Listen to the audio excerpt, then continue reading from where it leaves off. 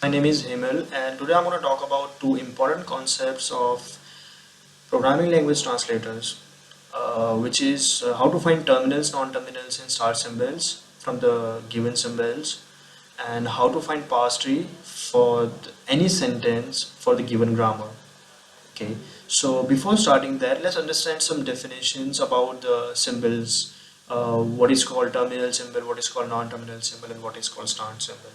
Okay, so start symbols are nothing but the set of symbols designed for the particular grammar from which you can derive any string. Okay, so that means that if you want to derive any string, you need to start from those production rules only, and hence you will be using those symbols. Hence, they are called the start symbols. Now, the non-terminal symbols, the symbols which can be replaced by some other symbols, they are called the non-terminal symbols. Now, the symbols which cannot be replaced by any other symbols, they are called the terminal symbols. So, definitions are pretty easy and straightforward. Okay, now let's look into the question. The question says find terminal, non-terminal start symbols for this grammar. So as you can see that there are so many symbols: S, L, opening bracket, closing bracket, A, comma. Okay. So now let's populate all those symbols first. Then we'll be finding what are the symbols are there which can be grouped into terminal, non-terminal start symbols. So for this grammar, I have already populated all the symbols, as you can see. SL, opening closing bracket, and comma and A. Now the definition of non-terminal symbols say that the symbols should be replaced by some other symbols. So here you can see in the grammar, S can be replaced by either opening bracket L, closing bracket, or A, and L can be replaced by L comma S or S. So S and L are non-terminal symbols because they can be replaced by some other symbols, and other symbols, the rest of the symbols which are opening bracket, closing bracket, A and comma, are the the terminal symbols because they cannot be replaced by any other symbol. So there isn't one easy way to find terminal or terminal symbols. Populate all the production rules. Okay, and whatever in the production rule, whatever is done on the left side of the arrow are will be in the non-terminals, and the rest of the symbols are terminal symbols. Now we'll talk about the start symbol. So basically in any grammar they prefer to there's a convention that it starts from S, so start symbol S, the kind of similar thing. So here if you want to find any start symbol, so it will be S. Okay, if the grammar supports more than one start symbol, so usually they consider like S0, S1, S2, and so on. So that was the thing which we need to. Okay, second question says that we need to find parse tree for the following sentences. Okay, so the easiest way to find the parse tree is to use either leftmost derivation or the rightmost derivation. I'll talk about that. What is that thing? So okay, uh, let's go to the first parse tree. The first question. The leftmost derivation says that while deriving a particular sentence, you need to replace only the left side of at any stage. Okay, if you can't replace at the left side of any stage, you can go to the next symbol. Okay, so let's derive this bracket A comma A using leftmost derivation. Okay, so as you can say that S is a start symbol, so we'll start from the first production rule. Okay, so this is the first production rule, S L, and now as you can see that the bracket symbol, which is a terminal symbol, you cannot replace that symbol to some other symbol. Okay, so we'll go to the next symbol, which is called L, and now you can see that L can be converted to the both two symbols L comma S and S, but we need a comma here. Okay, so if you'll use L to S, you'll not be able to get A comma A, so we'll be using L comma S. So hence I have used this L to L comma S, and now I'm getting this thing. Now uh, right now I'm on L. Okay, so I can convert L to S. Okay, I should not convert S to A directly because we are using leftmost derivation. So that's why at each stage I'll be trying to reduce the left side of uh, any form. Okay, so now S can be converted to A, and the next stage, now A cannot be converted to any other symbol, and comma cannot be converted to another symbol because both of them are like terminal symbols. So now S can be converted to A, and now we got our the sentence. Okay, now how to create a parse tree for this thing?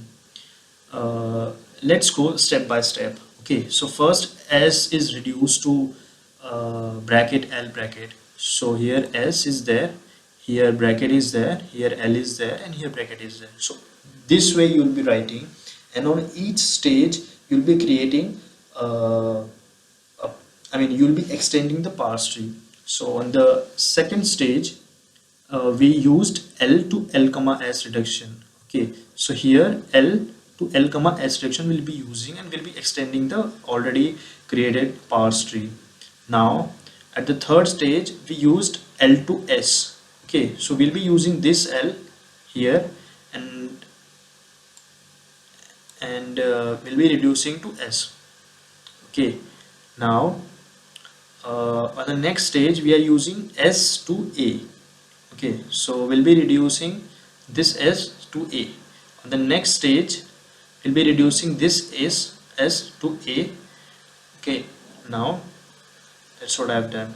Okay, so now this is the final parse tree for this A comma A, bracket A comma A bracket.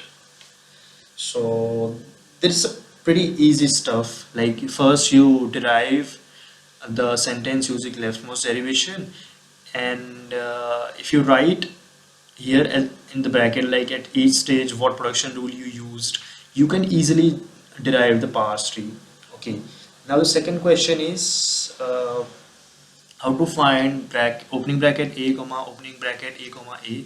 So okay, so here you can see that's this internal opening bracket A comma A bracket is the same as what we derive here. Okay, so if you treat this A comma A, if you treat this A comma A as a one entity, okay, let's just say that it is something like A comma some capital A is there. Okay, let's just assume that this is same kind of thing. Okay, so now it is the same thing, like we need to find A comma A. Okay, and here also there was A comma A. Okay, just same, you can find the similarity between these two things. Okay, so while deriving this, first we will derive A here, and after that derivation of bracket A comma A bracket will be same of this derivation. So this entire parse tree will be coming to the in this parse tree. Okay, we'll see this in some moment. Okay, so that's what I've done. First up to this moment, up to this moment, up to these two derivations are the same as this derivation. You can see L to LS, L to LS, L to S, L to S, S to A, and S to A. But here we needed here A, so that's why I've used S to A. But here we need another A comma A, so that's why this will be same as what we used at here. So you can see that the S to L, then L to S. Okay, so the same thing is here. Now we'll be using, I mean, we'll do the same thing what we did in the previous question.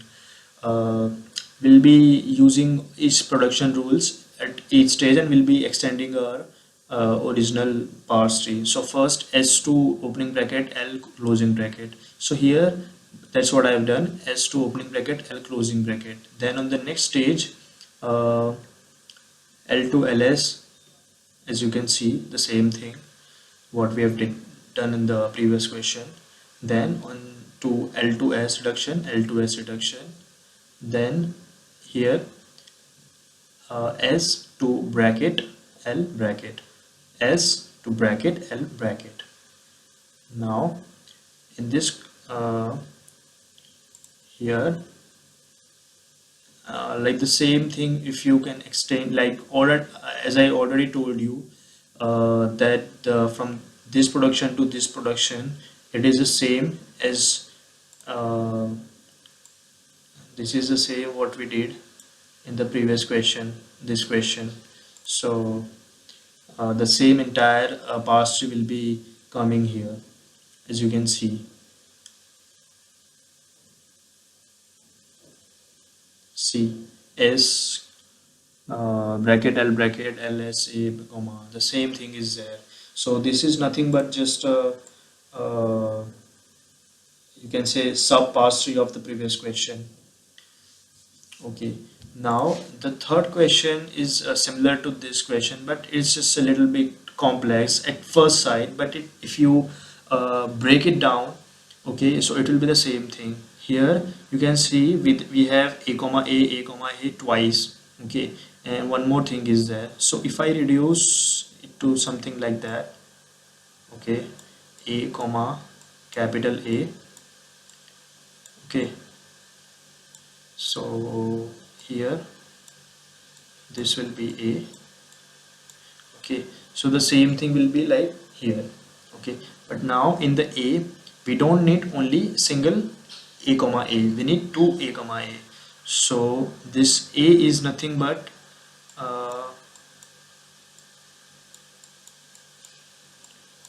this a comma A comma another a comma A. Okay, now if I consider this as B, now if I consider this as C, so it is nothing but B comma C. So now can you see that it is a recursive thing, that at each stage we are having a comma A. So what we get in the first question.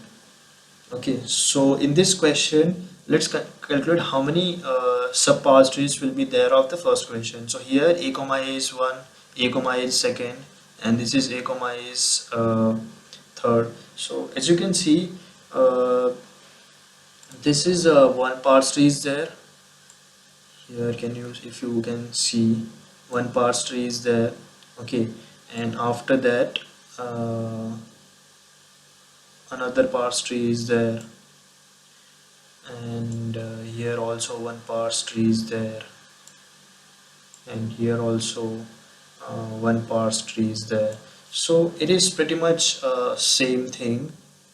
Like if you can generate some basic strings, and if you are able to see the recursive nature of the given grammar, you can easily convert uh, any string to any uh, parse tree, as well as you can easily generate any string. That's all for today. Thank you very much.